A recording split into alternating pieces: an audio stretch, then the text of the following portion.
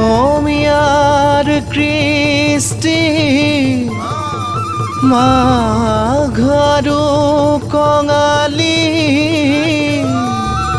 ঐ বহাগতে ধেমালি কৰোঁ সবে মিলি হুঁচৰি জুৰো। মই বৰ্তমান উপস্থিত আছোঁ মাহমৰাৰ এই যোৰহতীয়া গাঁৱত আপোনালোকে দেখিবলৈ পাইছে এখন বিখ্যাত প্ৰকাণ্ড নাও এখন তেওঁলোকে গঢ়ি উঠিছে খুব কম দিনৰ ভিতৰতে। আমি তেওঁলোকৰ পৰা জানিব বিচাৰিম যে এই নাওখন বনাওঁতে কিমান কষ্ট হৈছে আৰু কিমান ধৰণৰ প্ৰয়োজন হৈছে। হয়, এইখিনি বনাওঁতে আমাৰ যথেষ্টখিনি কষ্ট হৈছে। আমাৰ আজি মিনিমাম মানে ধৰক 15 দিন 20 দিন হ'ব লাগিছে। আমি যিমানখিনি পাৰিছোঁ মানে ইমানখিনি কৈছোঁ ৰাইজৰ কাৰণে, মানে অসমীয়া যেতিয়া আমি অসমীয়াৰ মানে সন্মান ৰাখিছোঁ, আমি জীয়াই ৰাখিছোঁ, তাকে কৈ মোৰ বক্তব্য সামৰি মাৰিলোঁ।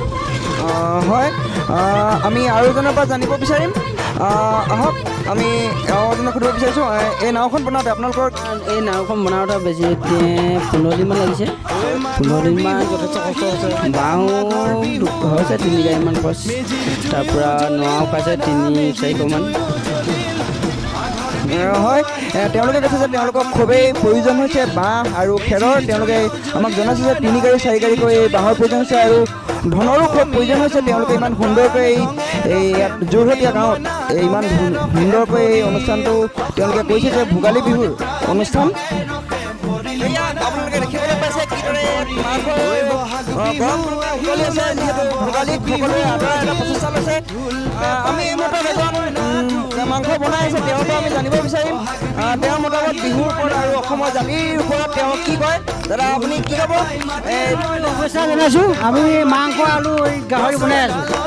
আৰু আমাৰ এই যি জাতিৰ সংকটত, এই জাতিৰ যিহেতু আমাৰ সংকটত কেন্দ্ৰীয় চৰকাৰ আৰু ৰাজ্য চৰকাৰে আমাক যিহেতু নাগৰিকত্ব সংশোধনী বিলখন জাপি দিব বিচাৰিছে, তাৰ ওপৰত আপুনি কিবা দৰকাৰ ক'ব নেকি?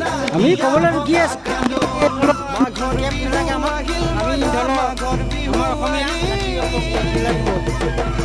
ধন্যবাদ। আমি এতিয়া বৰ্তমান আগবাঢ়ি আছোঁ এগৰাকী বাইদেউ ওচৰলৈ। বাইদেউ আপুনি কি ক'ব এই বিহুৰ যি আনন্দ আৰু এই যি আপোনালোকে যিহেতু বনাইছে ইমান ধুনীয়াকৈ এখন নাও, আপোনাৰ মনোভাৱ কি কিবা জনাব নেকি?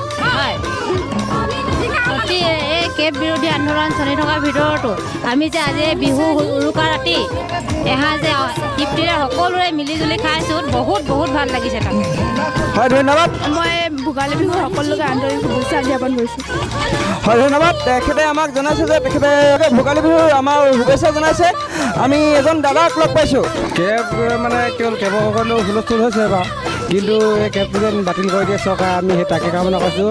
আমি মানে কেৱল শান্তি শৃংখলা মানে বিচাৰিছোঁ, যাতে আমি শান্তিত জীয়াই থাকিব পাৰোঁ, খাব পাৰোঁ। আমাক মানে বাংলাদেশী নালাগে, অসমত বাংলাদেশী নালাগে, ন' কেব। হয়, ইয়াত যোৰহতীয়া গাঁৱৰ সকলো ৰাইজে একেটাই কথা কৈছে যে আমি কোনোপধ্যে কেব নামানো।